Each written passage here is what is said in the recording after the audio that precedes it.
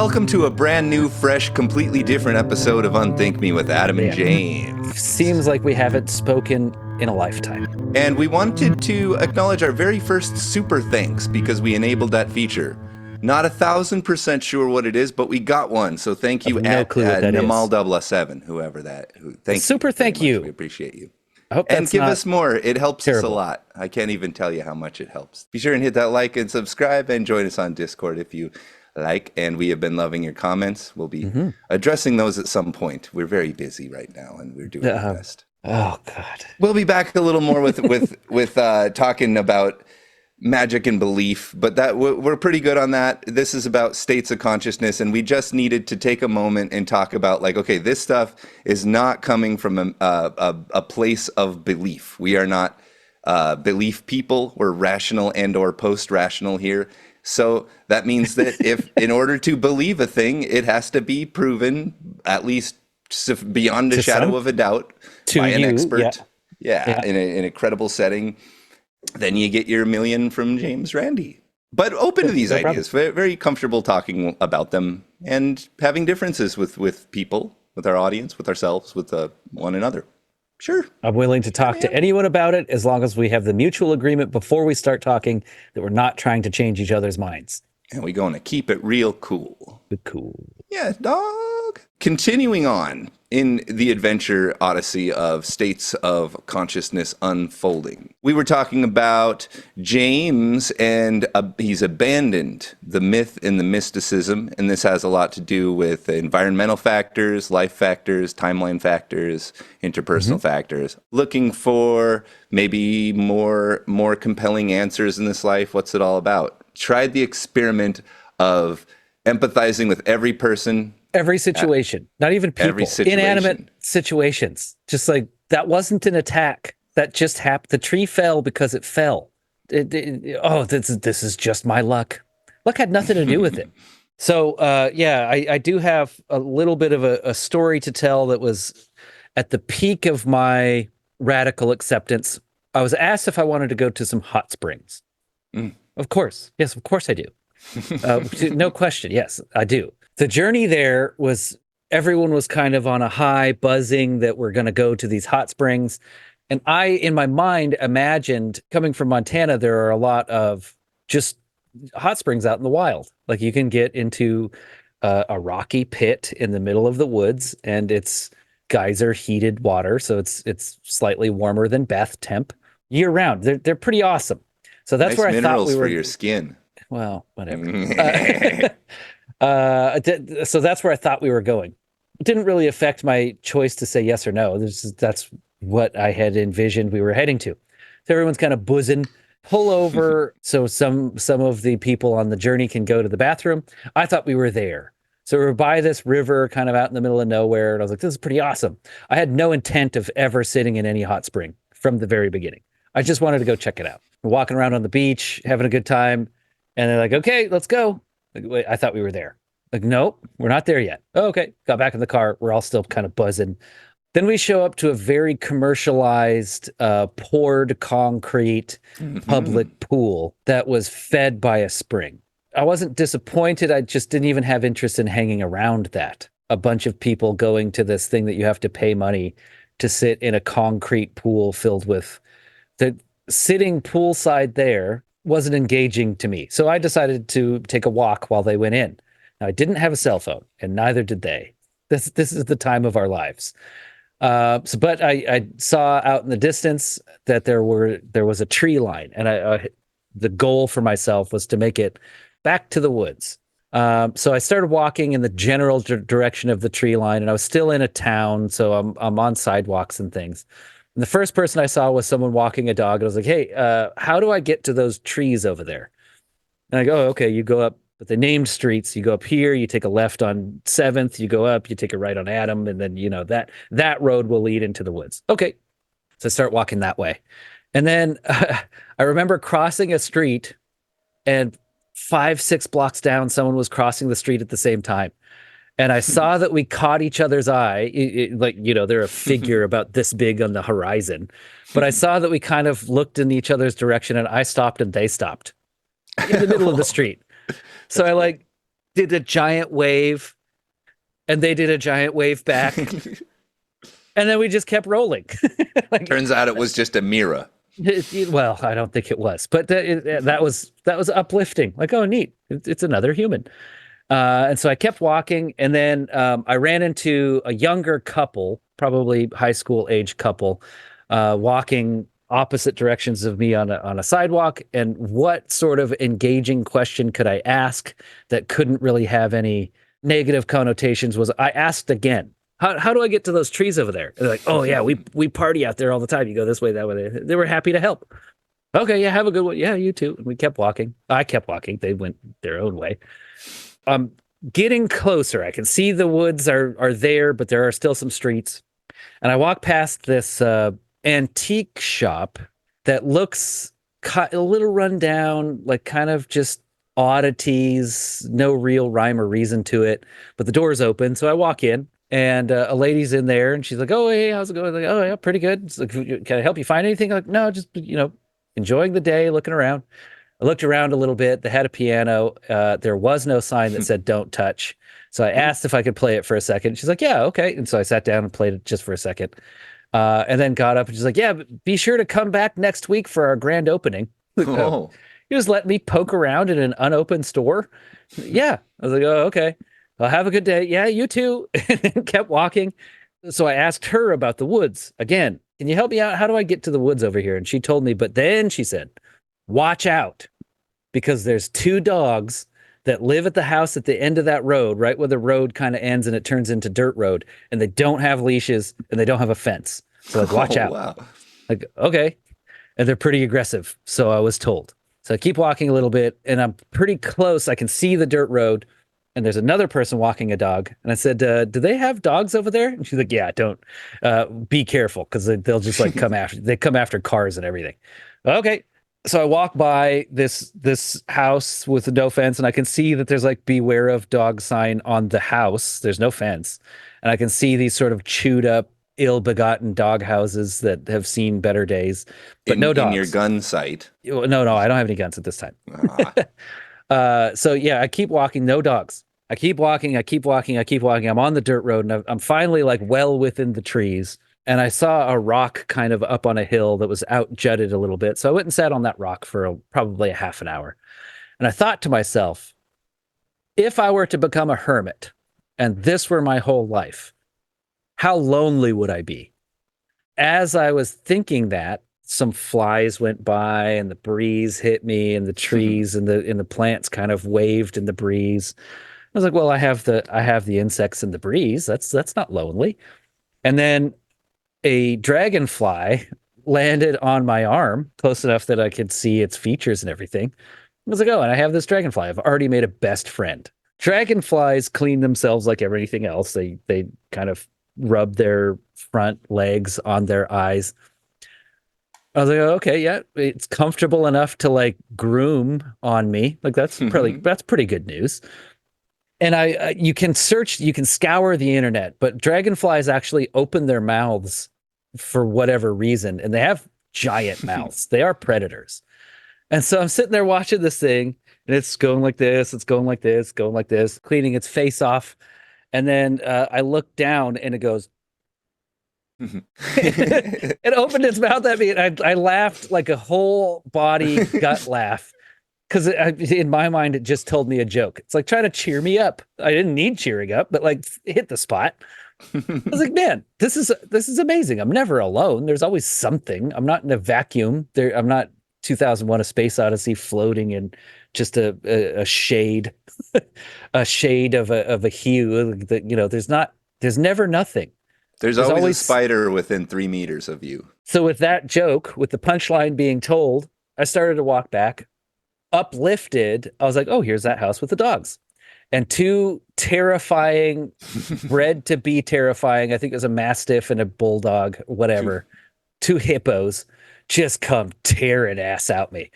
Barking where it's like slobber and bark coming out, like the junkyard dogs in movies. I was like, oh shit, this actually might get real fast. So I decided to sort of lay down in a downward facing fetal position, like an egg. No way. Protect all of my organs, put my stomach and neck and throat and everything towards the ground. Wow. And they kept like barking right by my face, like Wow. loud, concussive, like hurts my ears barking. I opened my eyes and I saw the smallest little crystal in the dirt, like a broken piece of number 2 mechanical pencil size, like Oh, yeah. just a tiny little thing. Like, oh, that thing's pretty fucking awesome. So I picked it up and put it in my mouth. And What? it took a minute for these dogs to lose interest. What I would assume is the older dog, but it looked like it might have been a little older, decided that I was no longer any sort of threat and just kind of stood there, postured at me, but no longer barking. And the smaller dog, or not smaller, but younger dog, was continuing to show aggression. And so I kind of lifted my head up, and it was like right here again. So I put my head back down. Then I kind of lifted my head up. It was right here again. So I put my head back down. Then I lifted my head up enough as if to say enough. So I lifted my like whole body up and I'm sitting on my haunches at this point. And the older of the 2 dogs got between me and the younger dog and started pushing the older dog back. Like, okay. So I got up and started walking and, walking with purpose, not looking like prey, but walking away, making sure that I'm not threatening these dogs by eye contact or anything. I was like, okay, so passivism sort of worked there. And while being under this duress, I found this really cool micro crystal, this little teeny tiny rock. So I saw some beauty in that moment that I would have never have been 2 inches from the dirt face down and found that crystal, which I'm sure there's billions of them on that road.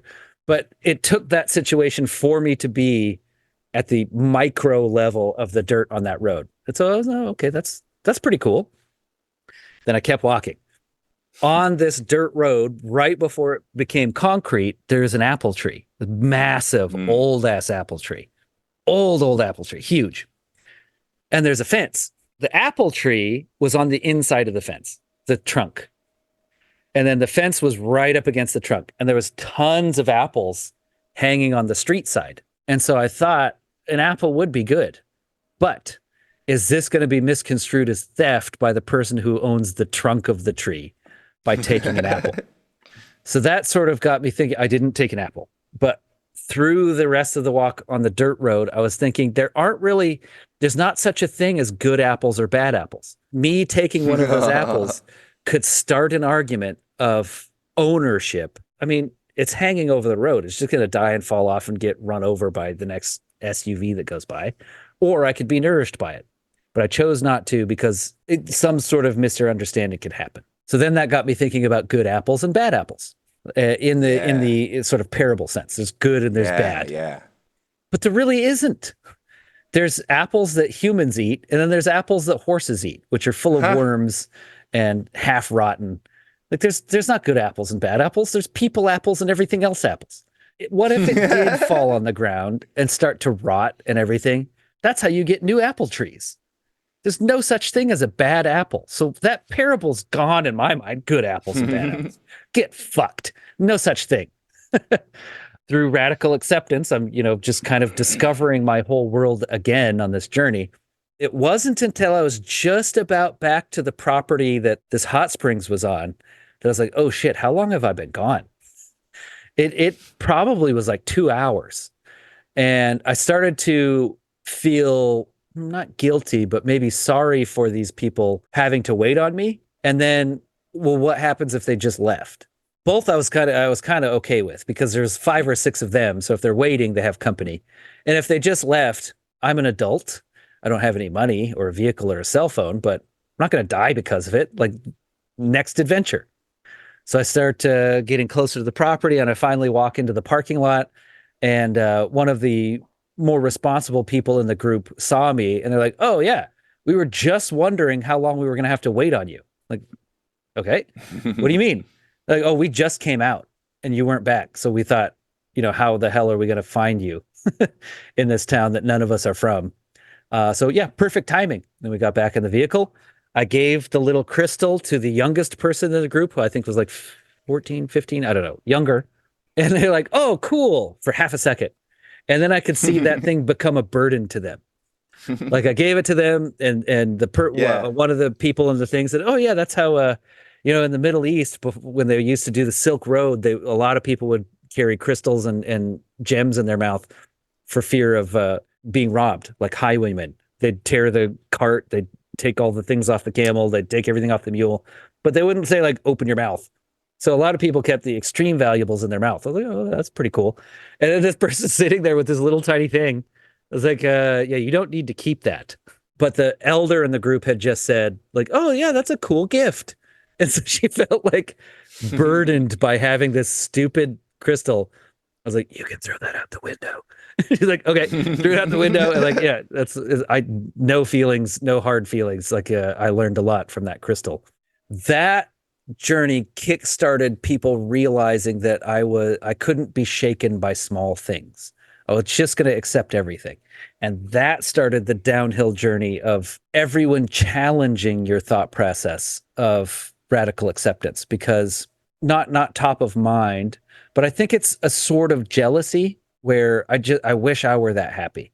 And so because I can't be, I need to find out why this person's putting on this act. Who are you trying to impress? Well, you think you're better than me is kind of how it felt it went. That was the beginning of the end of floating in third tier for a week or two.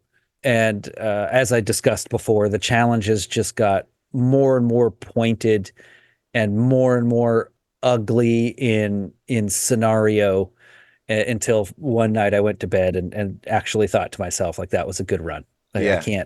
I can't keep all of this cream out of my coffee. I can't keep the switch up so long because of all of the resistance to me keeping that. Do you suppose this is why you were kind of debating being a hermit? I don't think the downhill had really started yet, but I did notice that people were noticing. Being unshaken by situations and maintaining happiness and understanding in a level head was being noticed. And that sort of fueled my thought process through this whole sort of odyssey. Yeah, absolutely. With Cerberus and the Dragonfly, Loki. Yeah. That was a big part of my thing. Is I knew that this was going to be a pivot point, that either I adhere to this and this is going to be the rest, which would take extreme sacrifice and hard work, or I can accept knowing this exists might just be good enough. You would describe like feeling lucky, and I that's like a key for me too. Like in these states, like a lot of what you're describing is just sort of like matter of fact things happening, but there's something different about the way your mind is working there, the way you're feeling and interpreting things. Part of that is as you're making like really intense neural connections, there's this feeling of luck. It's like the good luck potion. Things are just Harry working Potter. out. It's just like, whoa, like that happened, like crazy. That's exactly what I needed. You're seeing everything as opportunities. Double Felix Felices or something. Yeah, something like that. Yeah. The vibe you're putting out has returned. If I were in a bad mood and walking down the street, 10 years older than that high school couple that was walking by, they probably just would have avoided me and then made fun of me later. The charisma I was exuding from the happiness I was experiencing, they wanted a piece. They wanted to be that happy too. So they're happy to help. They're happy to stop. Smiles all around. They could have been on their way to buy meth. It doesn't matter. You ran into someone who's putting out charisma. It's hard to change that in a split second situation. If you walk up to someone who's super charismatic and genuinely seeming happy to see you, asking for help, not in something that's going to tax you in any way, yeah, that kind of is uplifting for you too. It's hard to shit on that situation unless unless you've been hurt just recently by something, and that elasticity pulled you so far down that you're outwardly putting negativity. Your cup is nothing but cream. Your switch is so hard down that you can't see any way out of it. So the likelihood of that situation ending poorly is pretty low. In all these situations, you're kind of getting a message back. It's like this feeling of gratitude that like all these things that you kind of just observe are actually like gifts to you. Like, oh, you had a bug come and land on you. You know, you found a crystal on the ground. You know, a person on the street did something funny. That wouldn't seem remarkable if you weren't in this state of taking stuff in and really kind of like, wow, that's a strange thing about our world. At any point, I can just hey, and the other person will just be like, oh, hey, like you, Yeah. you have that power in this world. It's like a really cool power. The likelihood that, I they're made going to that say hey person's back, day. yeah, is pretty high. The likelihood of them completely shitting on the situation is pretty low. Either could happen. If I were walking down that street and someone reacted negatively to my question, just told me to fuck off or it robbed me or whatever, I probably would have gotten a lesson out of that too. I like the apple tree thing is really great to me. Like I had like a sort of parable come to me, just kind of like pop into my mind about apples, and it's Hmm. an evergreen, man. It's not it's a deciduous tree, but it's an evergreen. Comes right out of the very first stories. Apple trees. It's so clutch. They keep Yeah, telling the us. fact that They it was told an us about apple physics and and not a God and cherry or a pear or a plum, it was an yeah, apple tree. standard The ass old biggest apple apple. tree I've ever seen. Honestly, it's massive apple tree. And you give the apple to the teacher. Hmm. Apple a The day keeps the teacher. doctor away. Yeah. Oh, what a great piece of myth. Why is New York called the Big Apple? Do you know? I I don't. think just like we're all worms and ants and shit, and everybody gets a little piece of the tart, tangy Everybody gets a little deliciousness. piece. I think so. It's like the big apple. Like, So it's a come horse on, give me. apple Yeah.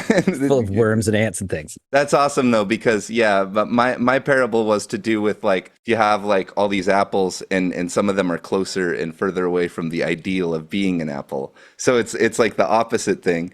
But you're saying the non-ideal apples are ideal apples for maggots and Yeah, just horses not for and you. fungi. It's okay. Apples aren't for It, everyone. the tree needs to make those foul apples that are grumpy about being an apple and susceptible to predators. That's Yeah. part of the ecosystem that makes it all work. There would be no remarkable apples if they were all remarkable apples. Yeah, if We'd there take them weren't for granted. unremarkable apples. I could do this in like 3 minutes. Okay, so I just wanted to tell this like really stupid short story, but it made me think. Lay it on me. I found a hot springs just like you did. It was just kind of like a road sign, like a hot springs. Okay, I'm on a journey right now. I'm trying to like open my mind and squeegee off my third eye, whatever. So I go to this hot springs, and just like you're In your saying, it's like mind, are you going to a concrete one or are you going to a wild one? exactly. I thought I was going to the woods and I was gonna Yeah. hike and find a thing, and it's this commercial thing. It's like Hmm. a spa, and they Hmm. have like I'm in there and they're asking if I want a massage and stuff. I'm just like, I just want to go in hot water from the mountain. That's what I thought Hmm. I was doing here. I'll give you your $30 or whatever. Just let me in. Jesus. Yeah. Hopefully not a urinal. Okay, and this is like totally weird and stupid, but the only other people there, it was this big, perhaps Eastern European family, Okay. and all the men were in the big pool facing the divider with their arms on it, and the girls were all like standing up on the concrete like talking with each other.